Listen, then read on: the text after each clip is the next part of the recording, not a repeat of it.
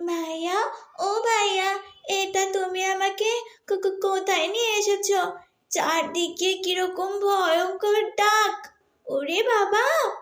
একে একে ভাইয়া, তুমি আমাকে বেঁধে ফেলেছো কেন? ভাইয়া, আমাকে মায়ের কাছে নিয়ে চলো। আমি যে মায়ের কাছে যাব। মা, বাবা, আমাকে বাঁচাও। আমাকে খেও না মামা। মা হাফসা, তুমি ভয় পেও না, আমরা আসছি মা। তুই তো অনেক সময় ধরে গেম খেলেছিস, এবার দে ফোনটা আমার কাছে দে। একটু পরে নে, তোর কাছে যখন মোবাইলটা থাকে তখন কি আমাকে দিস? তুমি এক্ষুনি দাও, নয়তো কিন্তু আমি মাকে বলে দেব। এই বলে দিলাম।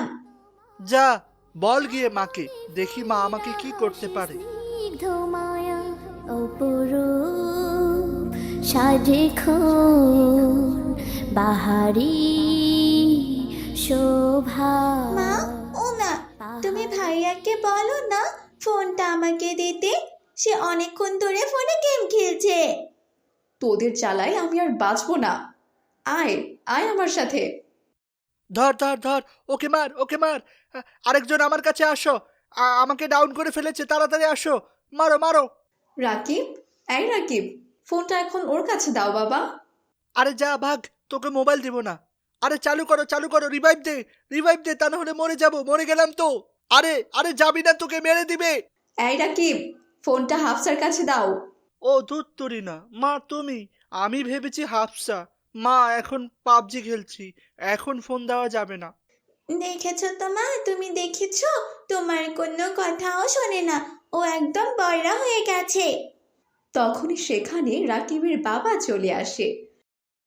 রাকিব তার বাবাকে দেখে ফোনটা তার মায়ের হাতে দিয়ে দাঁড়িয়ে যায়। কি সবাই দেখি এক জায়গায়?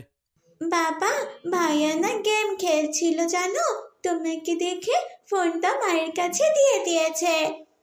কখন? আমি তো গেম খেলতেই পারি না বাবা, তুমি বিশ্বাস করো, ও মিথ্যে বলছে, খালি আমাকে ফাঁসায়। দেখো, নবাবের মতো কেমন দাঁড়িয়ে আছে, একেবারেই যেন কচি খোকা, কিছুই জানে না ওরা। রাকিব, হাফসা, যাও ঘরে যাও। আচ্ছা আচ্ছা বাবা, ঠিক আছে, যাচ্ছি। তবে তুমি ভাইয়াকে কিন্তু শাস্তি দিও, কেমন? উড়ে উড়ে যায় পর্বত চূড়া হয়ে কি বুঝলে তুমি? কি আর বলি, তারা যে নষ্ট হয়ে গেছে। নষ্ট হয়নি, নষ্ট তুমি করেছ। তোমরা মায়েরা ছেলে মেয়েকে হাতে ফোন ধরিয়ে না দিলে তারা নষ্ট হয় না। আমাকে কেন ভয় পায় জানো? কারণ আমি ওদের ফোন হাত থেকে কেড়ে নেই। ওদের এই বয়সে ফোন হাতে দিলে ওরা নষ্ট হয়ে যাবেই।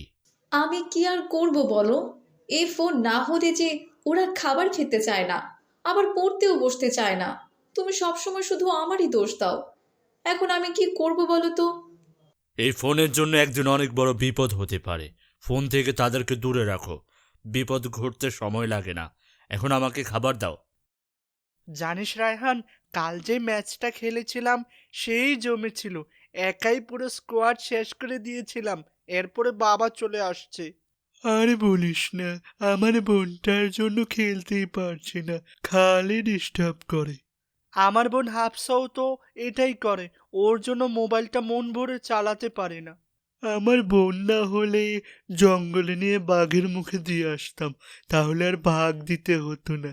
এই কথা শুনে রাকিব মনে মনে ভাবতে লাগলো, আসলেই তো, আমি যদি কাউকে না জানিয়ে হাফসাকে জঙ্গলে নিয়ে গিয়ে ওকে বাঘের মুখে দিয়ে আসি, তাহলে তো আমি ফোনটা একাই চালাতে পারবো।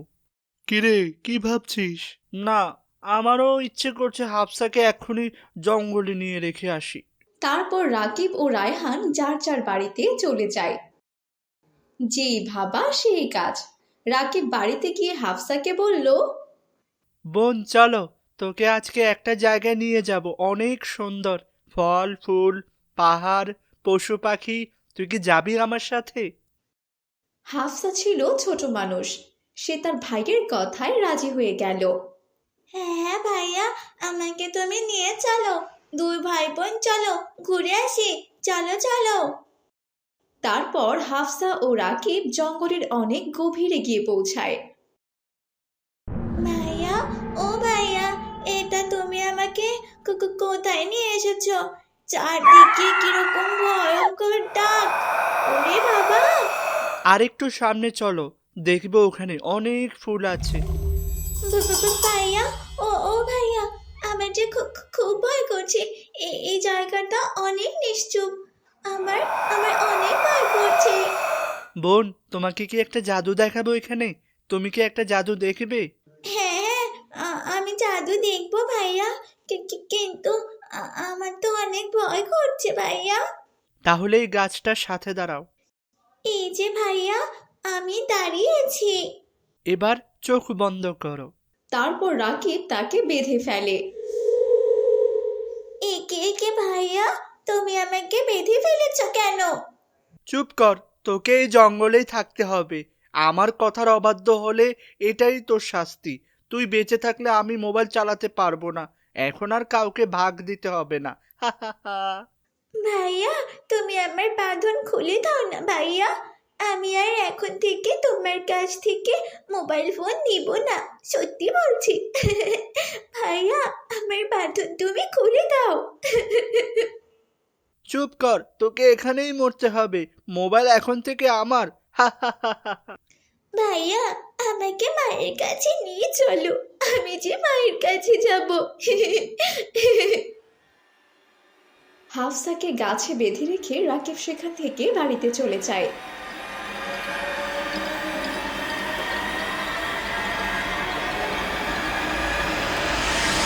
ভাইয়া, ও ভাইয়া, তুমি এতটা পাষাণ হইও না।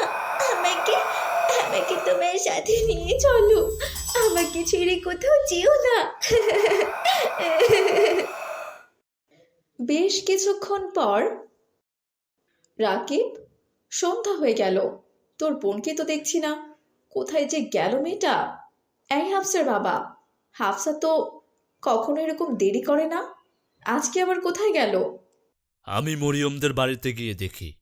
রায়হান, মরিয়ম, হাফসাকে তোমরা দেখেছ? তোমরা কি হাফসার কোনো খবর জানো? আঙ্কেল, আমার তো আজকে হাফসার সাথে দেখাই হয়নি। আঙ্কেল, রাকিবকে জিজ্ঞেস করেছেন?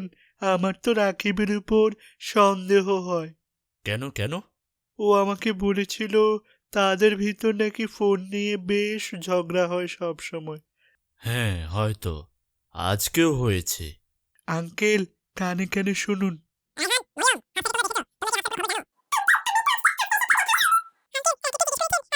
কি? এই ব্যাপার? তুমি আসো আমার সাথে। রাকিবকে নিয়ে হাফসার বাবা তাদের বাড়িতে রওনা হয়। আঙ্কেল, আমি রাকিবের রুমে যাচ্ছি, আপনারা কেউ আসবেন না।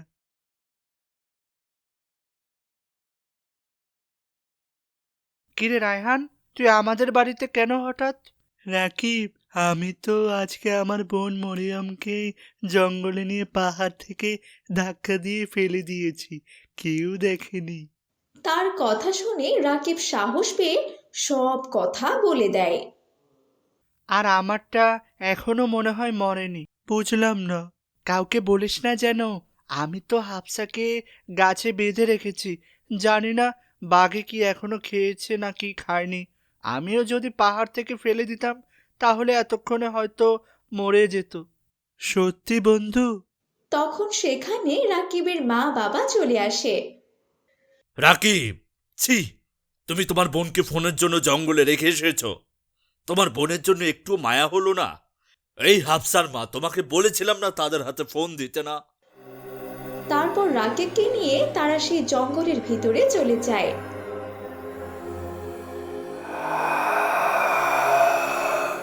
মা, বাবা, আমাকে বাঁচাও। আমাকে খেও না মামা। আমার ভাই আমাকে একটু ভালোবাসে না। তুমি দয়া করে আমাকে খেও না। বাঘ আস্তে আস্তে তার দিকে আগাতে লাগলো।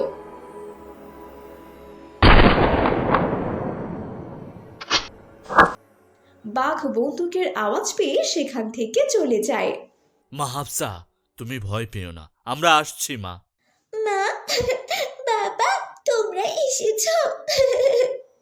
মা, আমার মা, তোমার তোমার কিছু হয়নি তো মা? মা, ভাইয়া আমাকে এখানে এখানে রেখে চলে গিয়েছে।